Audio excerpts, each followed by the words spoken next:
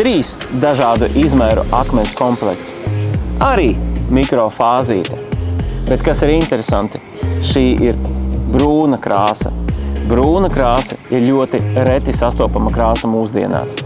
Un šai krāsai ir dominējošs tumši brūns tonis ar brūnām dzīslām. Bruģis var būt vienmērīgas krāsas vai kolormiks.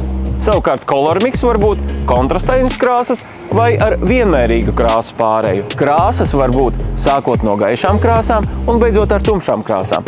Nokrāsas var būt siltas un augstas. Virsma var būt pulēta, abrazīva, klasiska virsma, viegli raupjaina, poreina virsma, reljefaina un impregnēta virsma. Bruģa raksts var būt no viena izmēra akmens vai no dažādu izmēru akmens komplekta. Virskārtā var tikt iestrādāti dabīgi akmeņi, tādi kā granīts, bazalts vai marmors. Brauc pie mums uz Rīgu, Krasta ielu 89A, un mēs tev palīdzēsim atrast tavu bruģa kombināciju.